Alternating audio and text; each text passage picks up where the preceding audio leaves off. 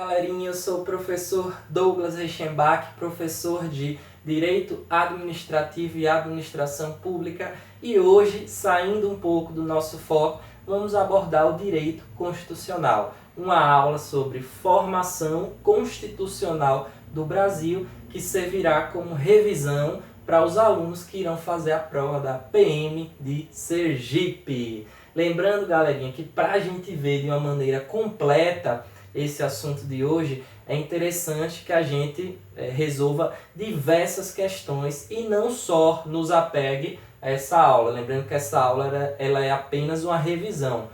Posteriormente, um pouco mais para frente, eu vou gravar explicando direitinho cada constituição que tivemos no Brasil. É interessante que ao estudar esse conteúdo, vocês prestem bem atenção nos tópicos principais que iremos abordar hoje, que tem maior probabilidade de cair na prova. E aí, galerinha, vocês me perguntam, poxa, professor Douglas, eu só estudando por isso, tá beleza, tá legal? Depende. Se falta 3 dias para a prova, aconselho que você assista a nossa revisão e meta bala nos estudos. Ou até mesmo se você quiser conhecer um pouco mais os tópicos principais das constituições que tivemos aqui no Brasil. E para começar a entender melhor o assunto de formação constitucional, é interessante que a gente saiba o conceito de Constituição, que é o conjunto de normas que organiza os elementos constitutivos do Estado. Lembrando também que a Constituição pode ser chamada de Lei Suprema, Lei Maior ou até mesmo Carta Magna, devido ao seu poder de influenciar a criação de outras leis e emendas constitucionais.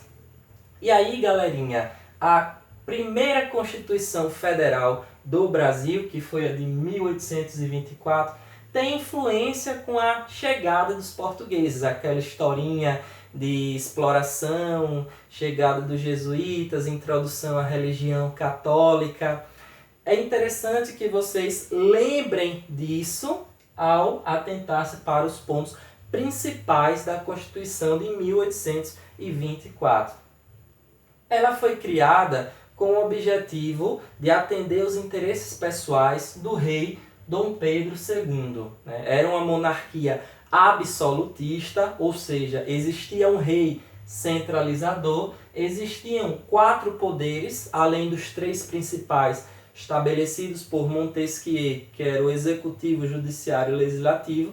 Também tinha o poder que dava ao imperador o imperialismo, que centralizava na mão do imperador todas as ações. E aí vocês me perguntam, Douglas, qual era o nome desse 4º poder? Bem, atentem-se bem, esse 4º poder era o poder moderador. O poder moderador é que centralizava o imperialismo na mão de Dom Pedro II. As eleições eram indiretas, a religião oficial do Brasil naquela época era católica apostólica e essa Constituição foi criada por influência da francesa de 1814. Lembrando também que desde aquela época o povo lutava pela democracia do Brasil, ou seja, o povo estava cansado daquele modelo imperialista. Nesse período a capital do Brasil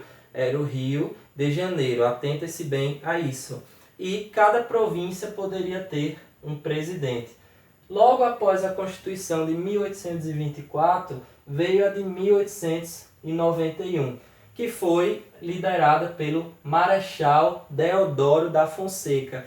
Muitas pessoas dizem a luta pela democratização, ali no finalzinho da de 1824, foi o que criou a entrada da Constituição de 1891. Não, galerinha, não confundam isso. A Constituição de 1891 foi criada pela força dos militares, principalmente do general Marechal Deodoro da Fonseca. Teve como relator o jurista Rui Barbosa. Era regida por um regime republicano, diferentemente do monárquico absolutista. O voto não era secreto, Era um Estado laico, ou seja, não tinha religião obrigatória oficial. Era vetado o ensino da religião em escolas públicas, ao contrário da de 1824, que era obrigatório o ensino de religião em escolas públicas. E aí a gente teve como presidente o famoso GV, Getúlio Vargas. O órgão principal era o Supremo Tribunal Federal. E aqui na Constituição de 1891 passou a ser introduzido já o voto feminino. Logo após a Constituição de 1891, a gente teve a Constituição de 1934. Na Constituição de 1934, o Estado era laico, era facultado o ensino religioso nas escolas, foi consagrado o voto feminino, enquanto aqui já tinha um início do poder as mulheres com relação ao voto, aqui foi o momento de consagração. E foi onde entrou na nossa Constituição o mandado de segurança e a ação popular. Logo após a Constituição de 1934, houve a Constituição de 1937. Lembrando, galerinha, que a maioria dos autores afirmam que o nosso país teve 7 constituições. Alguns afirmam que é 8, mas é interessante a gente focar na 7, que é como é cobrada pela maioria das bancas de concurso público. Na Constituição de 1937, ocorreu uma outorga. E aí a gente vai abordar um pouquinho a diferença entre Constituição promulgada e Constituição outorgada.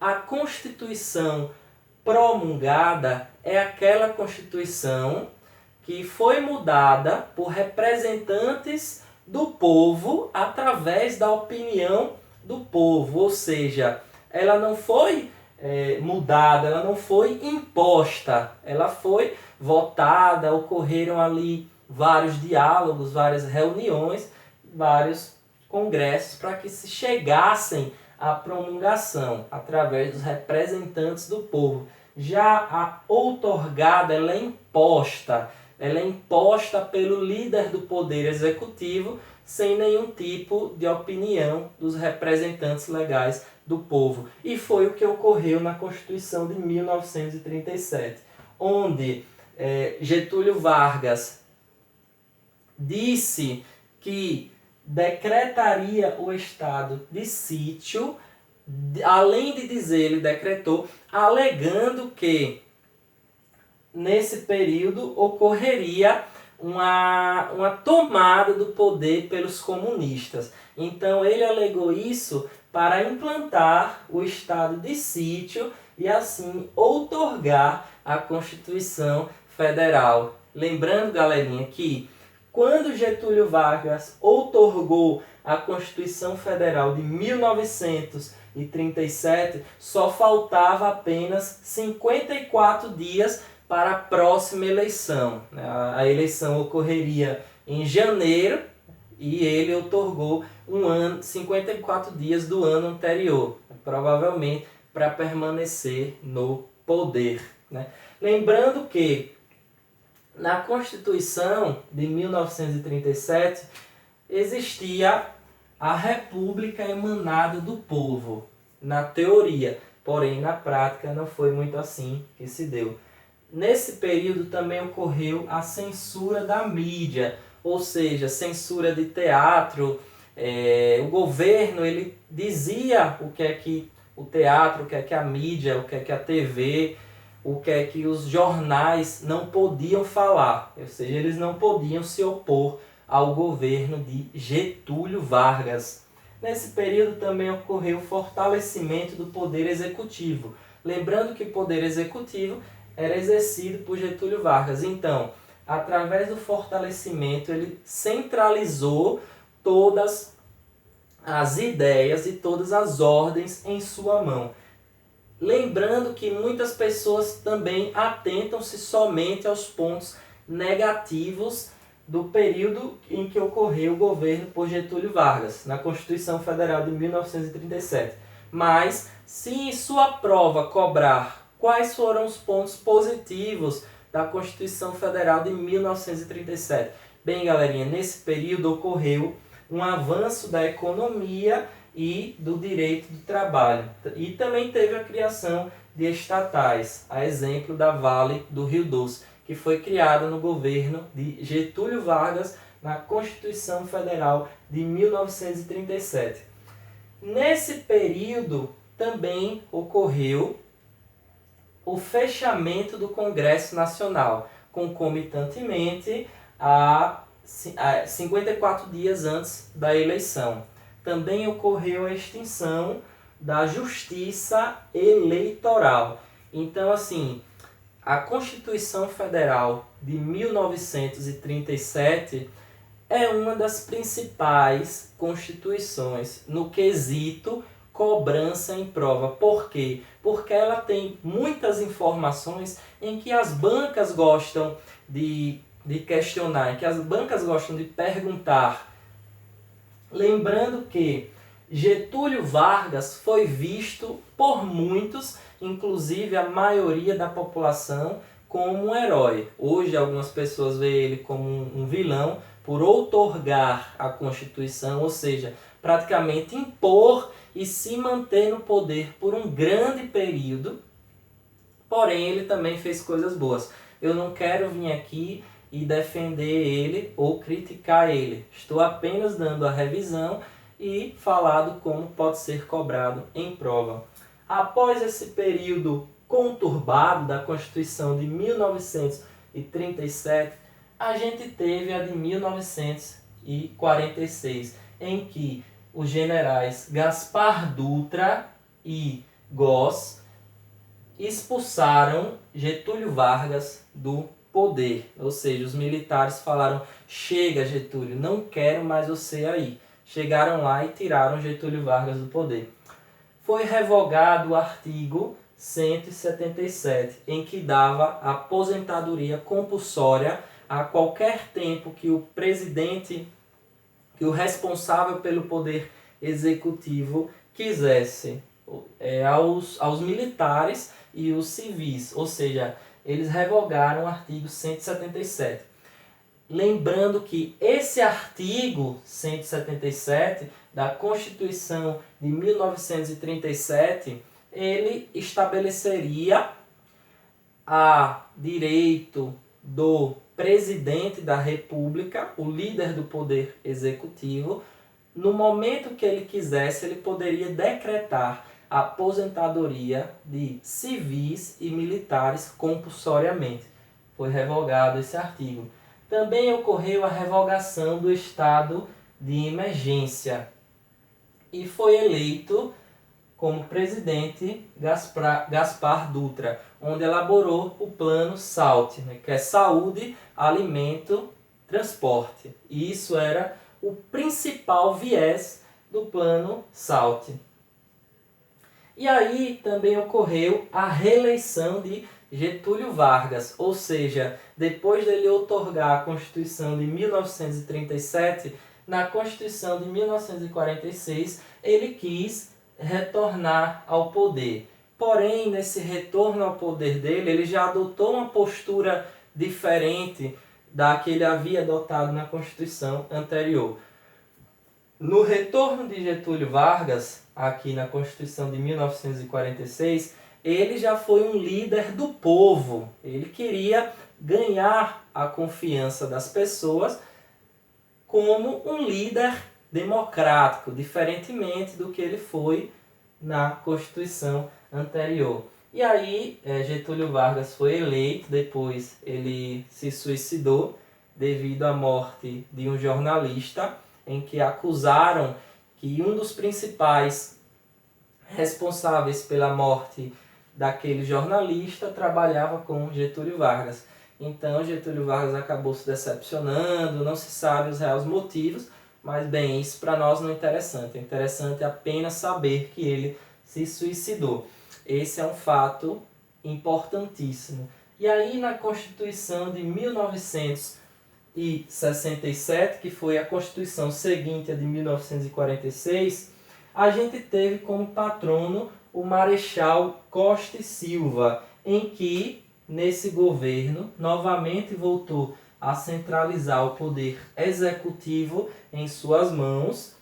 Foi onde ocorreu o regime militar, onde ocorreu o golpe militar, em que aí o Estado também, assim como na de 1937, censurava a mídia, censurava o teatro, censurava os jornais e que eles não podiam se opor à sua forma de governo. O Estado era laico, não existia religião oficial, e aí também esse período acabou com o falecimento de Tancredo Neves, ou seja, que foi o presidente, o primeiro presidente civil, foi Tancredo Neves. Ele faleceu e aí quem assumiu foi o seu vice, José Sarney. Logo depois deu início à Constituição Federal de 1988. O regime era o republicano, foram criados, ou seja, foram acrescentadas 6 emendas, além das que já existiam anteriormente. O poder executivo, legislativo e judiciário foi equilibrado, diferentemente do que ocorreu na de 1937 e 1967, onde o poder executivo se mantinha centralizado na mão do seu líder, que era o presidente da República, no caso Getúlio Vargas, na de 1937, e na de 1967, o Marechal Costa e Silva. O Estado era laico, como falamos, e aí, nessa Constituição Federal, foi estabelecido ali os princípios fundamentais que regem a Constituição de 1988. Então, do artigo 1º até o artigo 5º, a gente tem lá várias prerrogativas que favorecem a cidadania. Lembrando que essa Constituição também foi conhecida como a Constituição Cidadã. E aí, galerinha, uma coisa muito interessante que nós podemos nos atentar foi que na Constituição de 1891 o Brasil era conhecido como Estados Unidos do Brasil. Por quê? Porque nessa época foi tomado como base por Rui Barbosa a Constituição Americana, de 1787. Constituição Americana de 1787. Foi utilizada por Rui Barbosa na criação da Constituição Federal de 1891. Bem, galerinha, show de bola! Lembrando que hoje foi apenas uma revisão para a gente lembrar os principais tópicos de cada Constituição Federal. Aqui discorremos sobre as 7 Constituições. E aí lembrando que é imprescindível que a gente resolva várias questões. Futuramente eu vou estar postando aqui no canal um vídeo específico para cada Constituição, explicado de uma maneira mais tranquila, de uma maneira mais longa. E aí a gente vai poder aprofundar um pouco mais no conteúdo. Lembrando que esses tópicos que nós abordamos hoje são os principais que poderá cair na nossa prova. Também a gente não pode deixar de acrescentar a diferença entre Constituição promulgada e outorgada. É só vocês associarem. Promulgada, democracia, ou seja, os representantes legais do povo participam. Outorgada, na outorgada já ocorre imperialismo. O representante do poder executivo define por ele mesmo. Então, vocês fazendo essa associação se darão muito bem. E sem esquecer da figura de Getúlio Vargas, que foi um importante presidente e uma importante figurinha aí na criação da Constituição Federal de 1937, sem esquecer também do seu retorno na de 1946, onde ele adotou uma postura diferente, onde ele virou um líder democrático. Tamo junto, galerinha. Não quis ser tendencioso nessa aula de hoje, lembrando que esse tema cria muita polêmica, mas o nosso objetivo maior foi pensar na prova de vocês. Valeu, tamo junto e até a próxima. Espero que tenham gostado. Não deixem de curtir nosso vídeo e se inscrever em nosso canal. Show!